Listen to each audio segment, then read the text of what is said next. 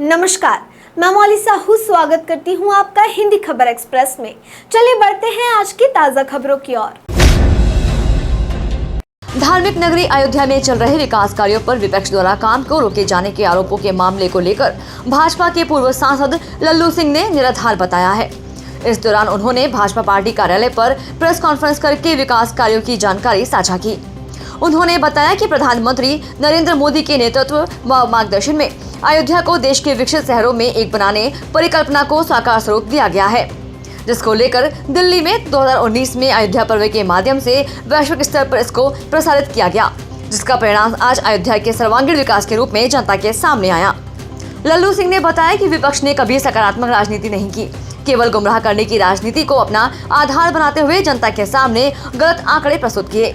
अयोध्या का वैभवशाली व विकसित होना कभी विपक्ष को अच्छा नहीं लगा। विकास के पथ गतिशील अयोध्या के मार्ग पर हमेशा रुकावटें लाने का कार्य विपक्ष ने किया। विपक्ष की साजिश का जवाब जनता के बीच के कार्यों व विकास को लगातार गतिशील बनाते हुए दिया जाएगा। विकास की कोई परियोजना की गति को मंद नहीं पड़ने दिया जाएगा।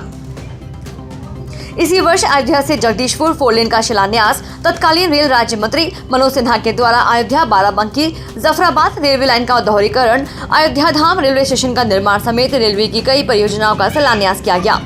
यह परियोजनाएं अयोध्या के विकास की महज एक शुरुआत थी, जो आने वाले समय में वृहद स्वरूप लेती गई। जनता के सुझावों के आधार पर 2014 में विकास की डाली गई।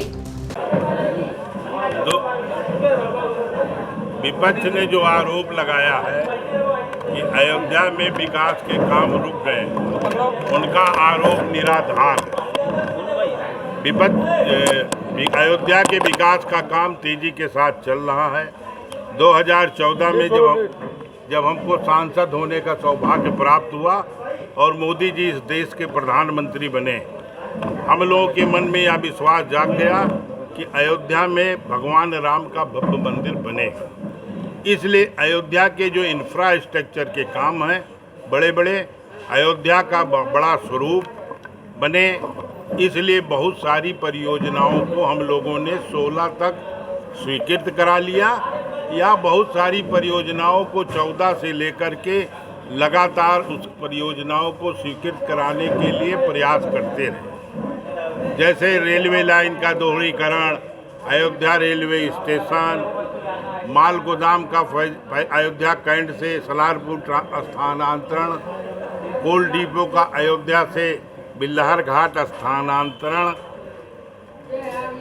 133 करोड़ रुपया भारत सरकार से पर्यटन मंत्रालय से स्वीकृत, और अयोध्या से जगदीशपुर की 4 लेन, अयोध्या से सुल्तानपुर को राष्ट्रीय महामार्ग के लिए का निर्माण, मेडिकल कॉलेज का निर्माण, और प्रयागराज से अयोध्या से मनकापुर और बनारस से लेकर लखनऊ तक, बाराबंकी तक जो है विद्युतीकरण, बहुत सारे काम अयोध्या से लेकर के और रामेश्वरम तक की उत्तर रेलवे की सबसे बड़ी ट्रेन को चलाने का काम, यह सारे कामों को हम लोगों ने मिलकर के स्वीकृत कराने का काम, क्योंकि मन में एक भरोसा था कि भगवान राम का जब भव्य मंदिर बने, उसके पूर्ण होने, उस मंदिर के शुरू होने से पहले पूरे देश से आने जाने वाले श्रद्धालुओं को आवागमन की सुविधा मिल सके और अयोध्या नगर को सुंदर बनाया जा सके। यह सब माननीय प्रधानमंत्री जी के नेतृत्व में शुरू हुआ। उत्तर प्रदेश में 2017 में पूज्य योगी आदित्यनाथ जी की सरकार बनी। 133 करोड़ रुपया जो भारत सरकार से स्वीकृत हुआ था, उसका शिलान्यास हुआ। 7 आरओबी का शिलान्यास हुआ, धर्मपथ का शिलान्यास हुआ, अयोध्या बस स्टेशन का काम शुरू हुआ। जो भी विकास के काम। आज की खबरों में बस इतना ही। देखते रहिए हिंदी खबर एक्सप्रेस। धन्यवाद।